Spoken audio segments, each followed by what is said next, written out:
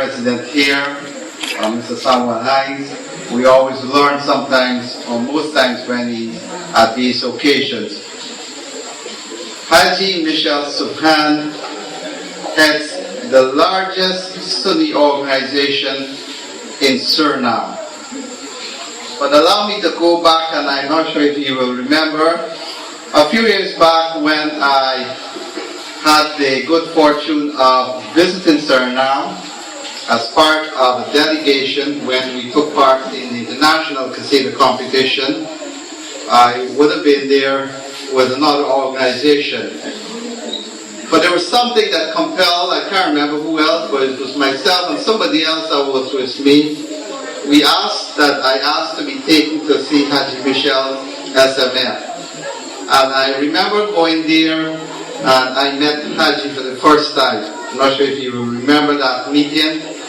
And we spoke. And I remember, and I saw it up through today, the beautiful gift he gave me for the Allah and Muhammad.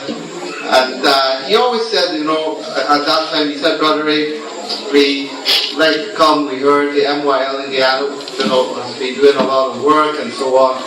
And he always hoped that someday, inshallah, that MYL would have been able to work with the SMI in Suriname like we're doing here tonight for the first time.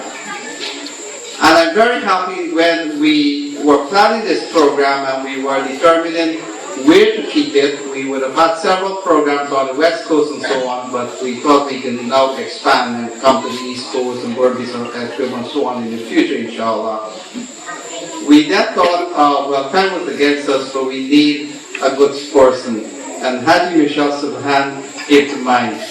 And at that meeting, I proposed, and through the efforts of our Sri Ahmad Bantal, he provided Haji's number. Brother Shabir made the call, and tonight Haji Michel Soebhan is here with us. He would have been here before on a few other occasions, but tonight he's here to tell us all about the Isra wal Meraaj, the this auspicious occasion that Muslims not only here in Guyana but throughout the world will commemorate on Wednesday night coming compared to the 27th night of the month of Rajab. Following, of course, the month of Rajab, we then enter into the month of Shaban, and only Allah, God Almighty Subhanahu wa Ta'ala know who will be here to see the glorious month of Ramadan al-Mubarak. My pleasure it is tonight to now invite our very honored guest, Haji Michel Soebhan, to now make his feature presentation. Allahu Akbar. Ya Rasulullah.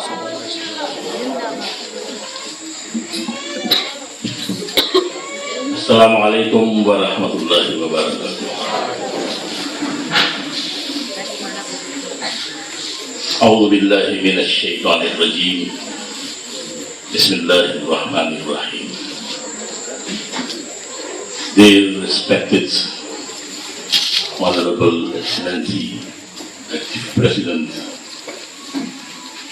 dear respected Brother Al-Hajj, Fazil Firoz, respected Brother Shabir, executives of the various masjids and Muslim organizations present here, imams, elders, brothers, sisters, and the children.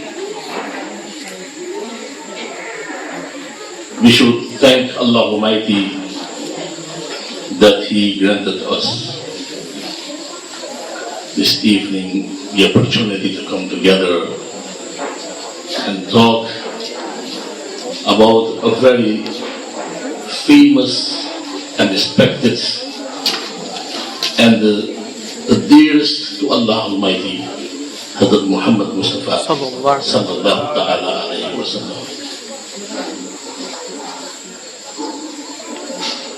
Before I start my talk about the Isra wal Mi'raj, I want to request everybody to recite the Darood Sharif one time.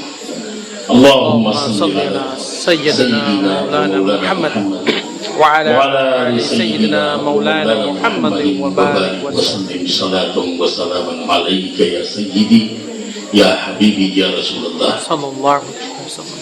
الحمد لله الحمد لله رب العالمين والعاقبة للمتقين والصلاة والسلام على سيدنا سيد الأنبياء وأشرف المرسلين وعلى آله وصحبه أجمعين ومن تبعهم إلى يوم الدين. أما بعد، فأعوذ بالله من الشيطان الرجيم.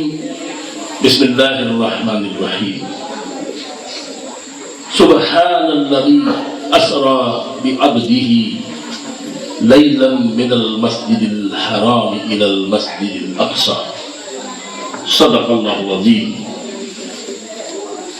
إن الله وملائكته يصلون على النبي يا أيها الذين آمنوا صلوا عليه وسلموا تسليما.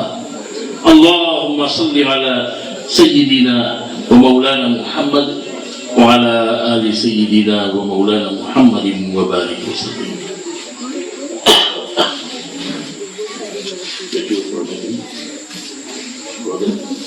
I want to say 2 verses of not खुदा की अज़मतें क्या है, खुदा की अज़मतें क्या है, मुहम्मद मुस्तफ़ा जाने मकामे मुस्तफ़ा क्या है, मुहम्मद के खुदा जाने। कहा जिब्रील ने सिदरा तलक मेरी रसाई है,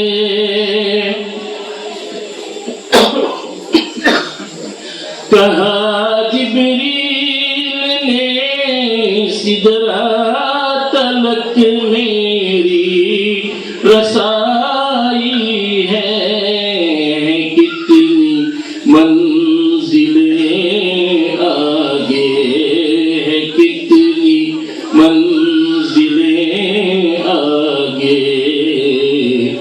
खुदा जाने नबी जाने कितनी मंजिलें आगे, नबी जाने खुदा जाने मकामे मुस्तफ़ा क्या है,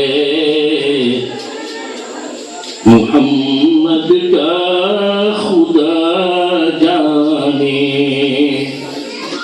اللهم صل على سيدنا ومولانا محمد وعلى آل سيدنا ومولانا محمد وبارك وسلم. A short translation of these words.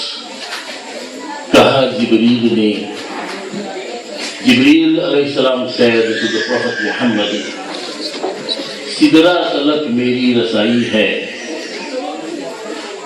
my limit is still the Sidratul Muntaha. My limit is still the Sidratul Muntaha. I can't go, I can't accompany you any further. Ya Rasulullah, कितनी मंजिलें आगे, how far you should go alone to reach your Lord. Nabi jane, Khuda jane, the Prophet himself knows and Allah knows. We know these parts of the heavenly journey of Rasulullah sallallahu ta'ala alayhi wa sallam. When he departed from Makkah al-Mukarramah, he went to Bayt al-Maqdis in Jerusalem, Masjid al-Aqsa, and then he ascended through the 7 heavens and he reached Sidratul Muntaha. Jibreel alayhi salam came to take him took him from Makkah al-Mukarramah, accompanied him till the Sidratul Muntaha, and then he stopped and said, Ya Rasulullah, I can't go any further with you. No creature can go further to reach the Lord. The only one who was selected and chosen are you, Ya Rasulullah, you go. कहा जिब्रील ने सिदरा तलक मेरी रसाई है. Jibreel alayhi salam said to the Prophet sallallahu alayhi wasallam, my limit is still Sidra. I can't go any further. How far you have to go? More. है कितनी मंजिलें आगे नबी जाने. You should know, खुदा जाने, and your Lord should know. That's the Meraaj Sharif. The Meraaj Sharif, Meraaj, the highest level in somebody's life. The most important moment of people's life. The most important moment. Every human being has important moments in his or her life. Everybody has that. But everybody has, among the important moments, one most important moment. That is his Meraaj. Everybody has his Meraaj. We all have our Meraaj. The most important moment in our life. That is our Meraaj. Somebody's Meraaj is if he could drive a very expensive and nice car, it is his Meraaj. Most important moment of his life. Others' Meraaj, most important moment is his wedding. And we have people whose most important moment of their life is if he can have a very great and big bank account. That is his Meraaj. We have all kinds of people in this world. We all are creations of Allah Almighty. And we are seeking for our Meraaj, the most important moments in our lives. We do our utmost to have that most important moment. Some people's most important moment in his life is if he can be graduated on a university. He can be qualified. His qualifications are his Meraaj. All prophets had their Meraaj on their own ways. Hazrat Adam alayhi salam's Meraaj was the moment when Jibreel Amin alayhi salam came to him with the very blessed message from Allah Almighty and told him, O Adam, stop crying, stop weeping, don't have any grief anymore. Allah has forgiven you your mistake. That was the Meraaj of Adam alayhi salam. The Meraaj of Nuh alayhi salam was the moment when the flood ended and his ark landed on the top of a hill. And he looked outside the ark and he saw that he has come back on land and the water disappeared. That was the most important moment of his life, and that was his Meraaj. The Meraaj of Sayyiduna Ibrahim Khalilullah alayhi salam was when Allah Tabarak wa Ta'ala declared him his Khalil. when he proved the creation, his obedience to Allah Almighty, to his Lord, he was ready to sacrifice his son. Only one son he had in his old age.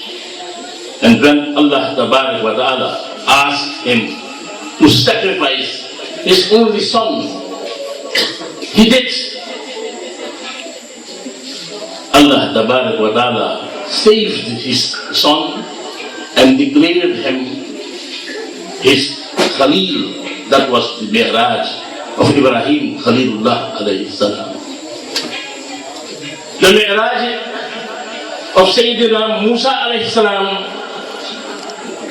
was when he crossed the Nile and he could save the people of Israel from Fir'aun.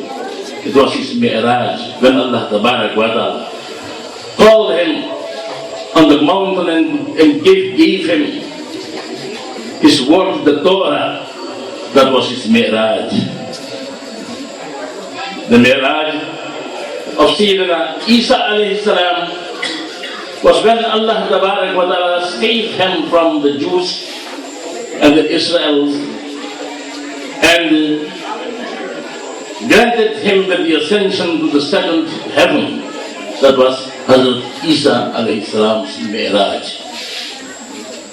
And then Rasulullah sallallahu ta'ala alayhi wasallam's mi'raj was his ascension to Allah Almighty. But in this mi'raj of Rasulullah sallallahu ta'ala alayhi wasallam, we have plenty more mi'rajes for various people. The first one beginning with this journey, when Jibreel alayhi salam came in Makkatul Mukarramah in the Hatim. Hatim is the outside part of the Kaaba. The Kaabatullah has an outside part. People who went to Hajj, they know what is the Hatim. Rasulullah sallallahu ta'ala alayhi wasallam was sleeping there in the Hatim, and Jibreel alayhi salam came with the message to tell the Prophet Muhammad alayhi salam that he had to go with him to Allah Almighty to meet his Lord, who had a special message for him. When Jibreel alayhi salam arrived there into Hatim, he found the Prophet Muhammad alayhi salam sleeping. And he asked Allah Almighty, Ya Allah, how should I awake your beloved Prophet? He is asleep. Have I the right to disturb him? Allah Ta'ala said, Jibreel, this will be your mi'raj tonight. You went to take my beloved Prophet to his mi'raj. But let us start with your mi'raj. You have to awake him. How? Kiss his feet. That is your mi'raj. Kiss his feet. And Jibreel alayhi salam said, Ya Allah, what blessed am I got the opportunity to kiss the feet of Rasulullah sallallahu alaihi wasallam, and so the Prophet Muhammad alayhi salam awoke, and then he went from Makkah to Mukarramah to Madinatul Munawwarah. Allahu Akbar. Ya Rasulullah. When they arrived in Jerusalem, in the Masjid al-Aqsa, the Masjid al-Aqsa had grief, was in sorrow. Said, Ya Allah, all prophets prayed in me in the Masjid al-Aqsa, but the leader of the prophets never prayed in me never prayed inside me. The Masjid al-Haram was granted that greatness that the leader of the prophets prayed there. And what about me, Ya Allah? I am the oldest mosque of all the prophets who preceded this beloved prophet, the leader. Allah Tabarak wa Ta'ala said, Masjid al-Aqsa, don't worry. My beloved one has his miraj to come to me. But on his way to me, you will have your miraj, you will pray inside you. That is the miraj of the Masjid al-Aqsa. And the Prophet said, Ya Allah, what about we? Muslims, followers of the prophets, even sinners, pray behind him, behind the beloved one of Allah Almighty. And we are your holy servants, prophets and messengers. Will we not get the opportunity to pray behind him? Allah Tabarak wa Ta'ala said, oh, all prophets, 124, or about something like that, is mentioned in the Hadith. All of you gather there at the Masjid al-Aqsa, and you have your mi'raj and pray behind Rasulullah sallallahu ta'ala alayhi wa sallam. All the prophets had their mi'raj that night. And that the seven heavens started complaining, Ya Allah, we are so high, and the earth is so low. The earth is so low, and the beloved one of you, O Lord, you placed him on the earth. What about the heavens? Have they not the honor that this beloved one of you could come to the heavens too? Allah said, don't worry. First heaven, this is your mi'raj that Rasulullah is passing through you. Second heaven, this is your mi'raj that my beloved messenger is passing through you. And so, the third, the fourth, the fifth, the sixth, and the seventh heaven, the prophets granted them their mi'raj before he reached his mi'raj. And the angels said, Ya Allah, human beings, earth, heavens, prophets, masjids, all have got their mi'raj. What about the angels? Allah Tabarak wa Ta'ala said, all angels gather at the Sidratul Muntaha. All angels wanted to see the Prophet Muhammad alayhi salatu salam. And all the angels got their mi'raj at the Sidratul Muntaha. They saw the Prophet Muhammad alayhi salatu salam, and they could greet him with as-salatu was-salamu alayka ya Rasulullah. That was the mi'raj of all the angels. And Rasul sallallahu ta'ala alayhi wasallam, continuing his journey alone now, till he met his Lord. That was his mi'raj. So this mi'raj, al-Isra wal-Mi'raj, has very importance to not only the Prophet Muhammad alayhi salatu salam, not only for Makkah al-Mukarramah and Masjid al-Aqsa, Jerusalem, not only human beings, also not only for the earth, also for the heavens, for the angels, and for the entire universe, all creations of Allah Almighty. But what was the importance behind this journey? Why Allah Tabarak wa Ta'ala granted the Prophet Muhammad alayhi salatu salam the Al-Isra wal-Mi'raj? We have heard from our Sheikh Mu'in that all prophets were given some miracles. That was to prove the people whom they went sent to his prophethood, because people denied them. They did not want to believe and accept his prophethood. So they have to prove that they were sent by Allah Almighty as a messenger. What kind of proofs did they have? The ark of Nuh alayhi salam was his miracle, his mu'jiza, was a proof that he was sent by Allah Almighty. Because in the time of Nuh alayhi salam, navigation was on a very high level. And every prophet was sent for one nation or for a country. And he was sent as a leader to his country. He had to convince people of the existence of one God, Allah Almighty. How should he do that? How should he do that? Every prophet was sent to be the leader of his nation and his people.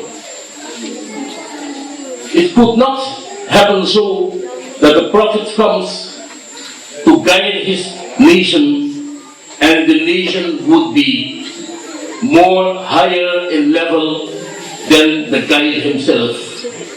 That would not be good. So the prophet should be the highest one of his entire nation. So Nuh alayhi salatu salam was granted the mu'jiza, the miracle of the ark, and he exceeded all the people of that time in navigation. So he was higher in level than his people. Musa alayhi salam, when he came on earth, the people of Fir'aun of Egypt were very high in magical activities, in black magic and in fortune telling. What happened? Allah Tabarak wa Ta'ala granted him a stick. Fir'aun frightened the people through his fortune tellers and his magicians, who came with their magic wands, small sticks, and they threw it upon the ground, and apparently they changed into small snakes. The people got frightened, and these magicians told the people, believe that this is the power of Fir'aun. He is our Lord, our God, our Creator. And the people were forced to believe, to accept Fir'aun as their God. But Allah Almighty did not want to leave the people astray. He sent his messenger, Musa alayhi salatu salam. When Musa alayhi salatu salam came and told the people, don't worship Fir'aun, he is not our God. But he is very mighty. He has power. His magicians can show his power by changing small sticks, magic wands into snakes. Allah Tabarak wa Ta'ala said to Musa, Musa, don't be afraid. You are sent by me. You will get the power from me. You also, when they threw their sticks, you do so too. And what happens? Everybody knows the story. It's the Quran. When Musa alayhi salam threw his stick on the ground, it changed into a monstrous snake and swallowed all the small snakes of the magicians. What happens? All the magicians fell down in sajda and said, Amantu bi Rabbi Musa wa Harun. We believe that the Lord, the God of Musa and Harun, is the really God, the true God. He is our creator. And they were martyred, they got the Shahada, Fir'aun killed them all, but they had discovered the truth and they went away from this world as martyrs. Those magicians. One step, one act of this messenger of Allah changed the lives of the magicians, changed their way going to hell, changed them going to paradise. That was the mu'jiza of Musa alayhi salam. Because his people was in a very high level in magic. Allah Tabarak wa Ta'ala gave Musa alayhi salam this mu'jiza, this miracle, that he could exceed those magicians and he could be higher in level. And Isa alayhi salam, when he came in his country, in his nation, the people were very high in medical science. Isa alayhi salam came, he saw the people, those medical scientists were respected more than Allah Almighty, more than any religious person, because they cured people from cureless sicknesses as leprosy and so on, and they could revive dead people to life, and they could feed a lot of people, an whole jama'ah with a few breaths, and he exceeded those scientists who were very high in level in the field of medicines and so on. Isa alayhi salam became higher than them. But they came only for one nation and for a limited and restricted period. Rasulullah sallallahu ta'ala alayhi wasallam did not come for one nation only. He did not come for one restricted and limited period. He came for all mankind. Not only for mankind, he came for the entire universe, for all creations. He is a Nabi for all creations. He is a Nabi, a prophet for human beings, also for jinns, also for the angels and for the animals and the plants. He is a Nabi, and he is also a Nabi to Allah Almighty. He is Nabiullah, he is also Nabiul Mu'mineen. That is the position of our Prophet Muhammad sallallahu ta'ala alayhi wa sallam. He came to guide the people, and the guide should be the highest in level.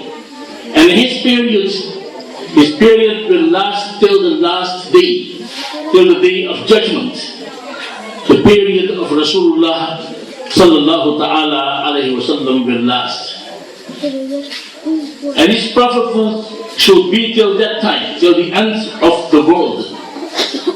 And Allah Tabarak wa Ta'ala knew that mankind would reach a very high level of science, and they would travel from one place within no time to the next place.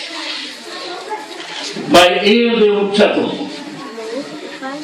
and distances to people would reach in months. People of the period of Rasulullah would reach in hours. And Allah Tabarak wa Ta'ala knew that these people of the period of Rasulullah, the science would develop so high that they will leave the earth and land on other planets. If the Prophet Muhammad sallallahu ta'ala alayhi wa sallam was prophet of the whole mankind and for all periods, he should exceed this, everybody, all scientists, and in knowledge, in gifts, and all other aspects. He should exceed above them. So Allah Tabarak wa Ta'ala granted him the meraaj.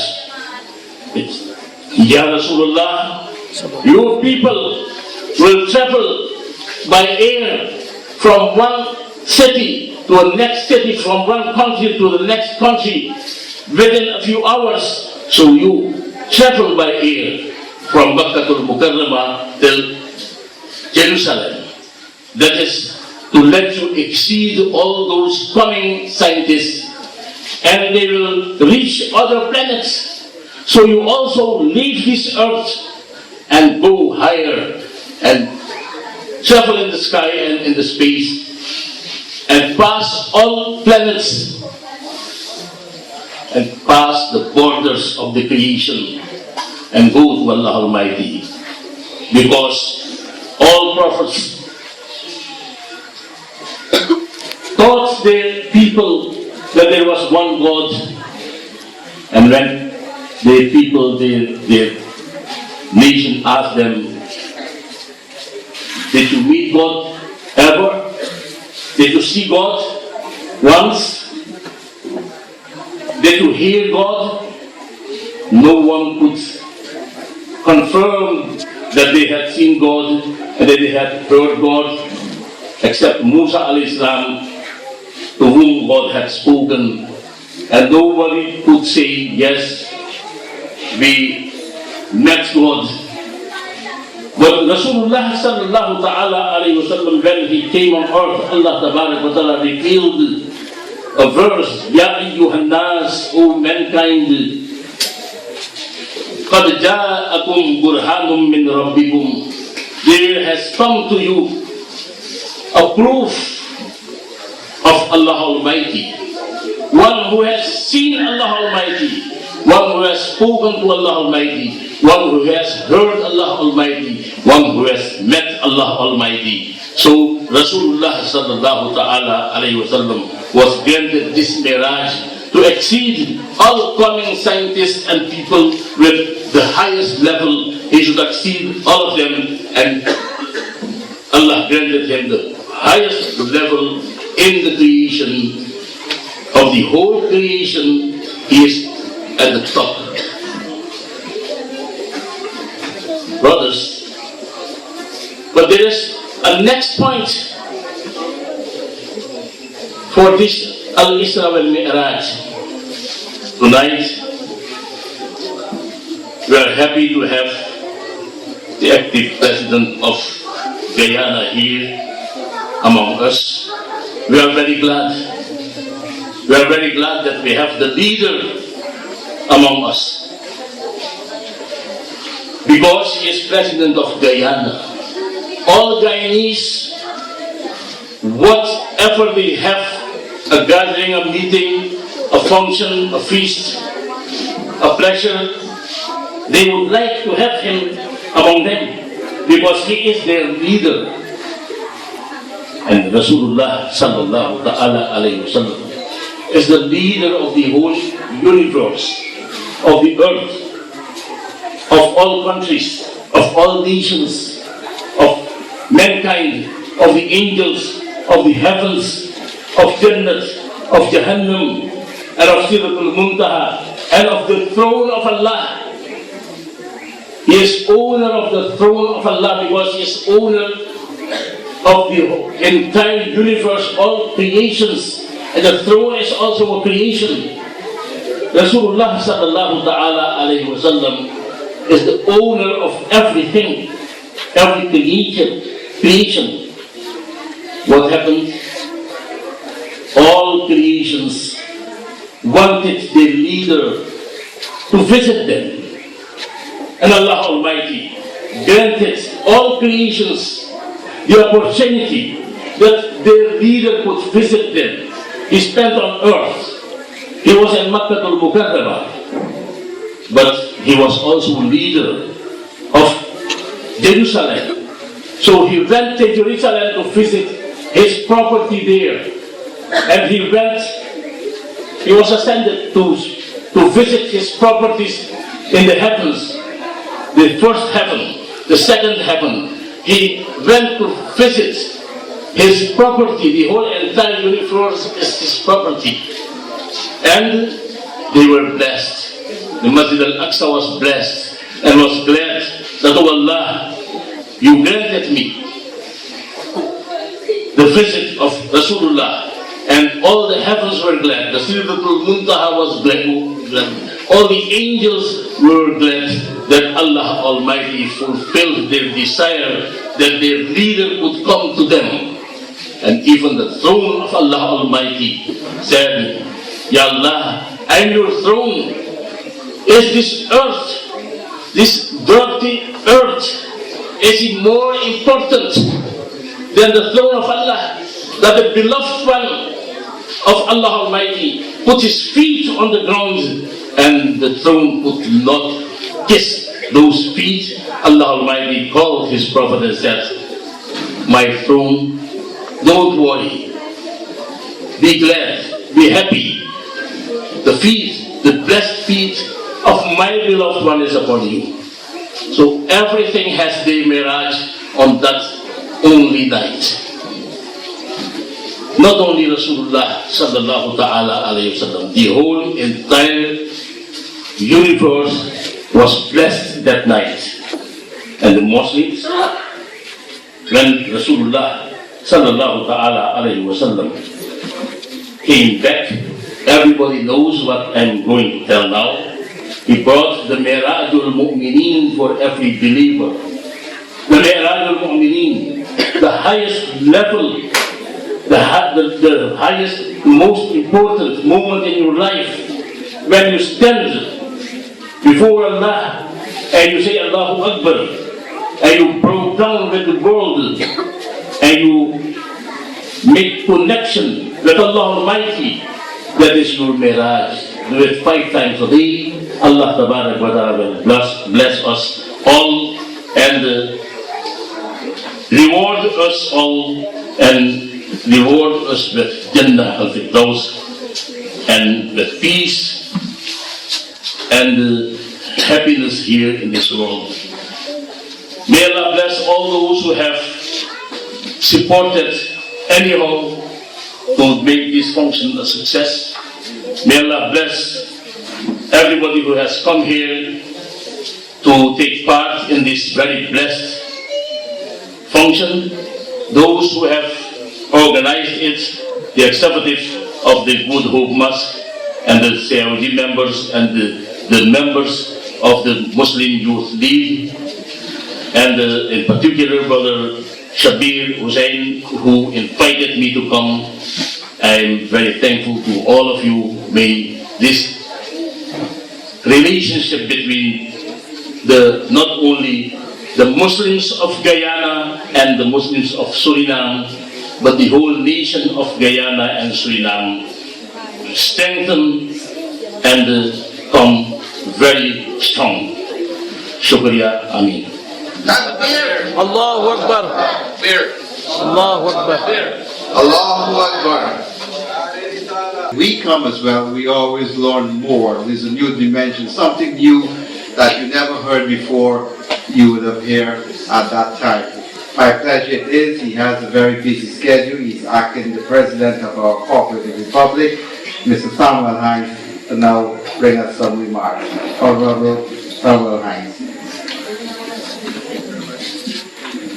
Thank you very much, Brother Raymond Aziz,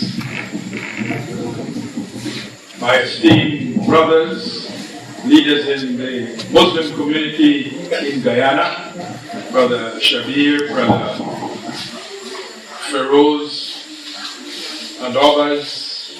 I see also my neighbor here, not a Muslim I think, but one who also joins in whatever ceremonies that he is invited to, Mr. Kisoon, M.I Kisoon, and I think I see Sister Jean also. I'm pleased to have been invited to come and join with you here and on this occasion to recall that particular episode in the life of the Prophet, on whom be peace. It does have some resemblance to persons who may have grown up in the Christian faith like myself. There are other occasions. I think it might have been Jacob too, having some similar experiences. It is important for us in developing countries as we focus on the very demanding task of growing and developing our country, building our countries, and as we enjoy some success in our achievements, it is important that we should reflect on our religious teachings. There is a danger for all mankind at this time that the material successes, our material achievements could make us forget or put aside those issues that our foreparents may have been more important to our foreparents. So it's good that we should come. It is good that we should come because as we advance, we meet new questions, particularly one would think in the area of medical sciences. There are new abilities, greater abilities that our people, mankind is achieving, and there will be greater questions, new situations and new questions before us. Also in the area of electronics and computers, people are talking about maybe in 30, 40 years, maybe it might be possible to create a computer that is conscious, perhaps so. But these possibilities would bring questions, ethical questions, what should one do? Should one do what he may be capable of doing? What reflection should he have as he contemplates making use of new abilities? So I think religions and religious types of questions are as important today and maybe even more important today than they may have been in earlier times. As we gain more abilities, and many religious people would say that these abilities are coming from God Himself. But as we gain these abilities, we have to make decisions that we didn't have to make before. And we would need some guidance. We should be thankful for guidance in facing up to these questions. Let me take the opportunity here to welcome our guest speaker from Suriname and his team. I know that on many of the occasions that I have been invited by the Muslim community in Guyana, on many of those occasions we are joined by brothers and sisters from Suriname. And I want to endorse the call of our guest speaker that we work to develop greater relationships between Guyana all the people of Guyana, this nation of Guyana, the state of Guyana, and with the people and nation and state of Suriname. We cannot hide from the fact that our two countries developed in two different empires of the days, the Dutch and the British. And yes, they had many battles on occasions between them. And from time to time, there would have been changes. There were times when we were Dutch, a lot of the time when they were maybe shorter periods when Suriname was under the British, the sway of the British. But now that we are both independent, we should not let the events of history, of the past histories of our British days and our Dutch days, we should not allow them to keep us apart. If we look to Europe, we would see that Europe, those nations that fought all around the world for maybe 500 years, those nations that are coming together as one, the British and the Dutch and the French and the Germans, they're all together in the European Union. And so we should work here to come together. So I welcome the call from our guest speaker that we should work together to come closer together between us of Guyana and they of Suriname. And we know that at this time our two governments have as good as or better relationship than any time before. We look to the success of our desires to have a bridge established across the Currentine, so that maybe now you not only can leave Georgetown and drive to the Currentine, but you can drive all the way to Paramaribo. If you have a bridge, I think, without breaking the speed limits, you'll be able to get from Georgetown to Paramaribo in maybe 8 hours or so. I did it more or less when we went for the inauguration of the current president, who's to say, in Suriname. We chose to go by road and by the steamer, by the Canawaima steamer across the Currentine. So we look forward, our esteemed guest speaker, to the growing relations between Guyana and Suriname. And I look forward to our Guyanese here to give themselves to make a great contribution to the growth and development of our country. You know that it is sometimes felt that to be generous, to be helpful, to give to others is maybe not the very brightest thing to do, but I would like to call, or I would like to join in the call that we can achieve great joy and satisfaction from giving, from contributing to others. I know that in our country, some of the countries in the East, Malaysia and Singapore, they have had a slogan at times, work for the prosperity of thy neighbor.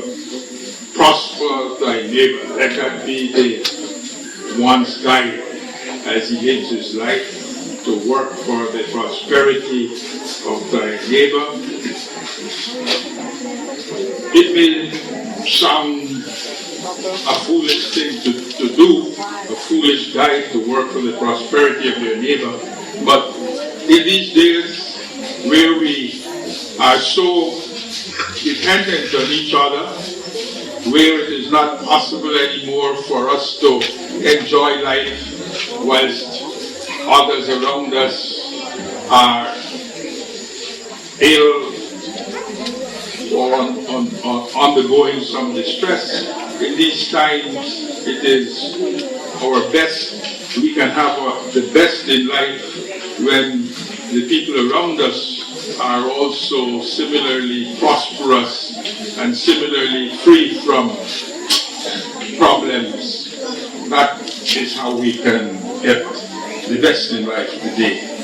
So I take these opportunities to challenge the group that has invited me that they should live their lives in a way they should live up to the ideals. They should live up to the ideals of their religion or their persuasion or their group.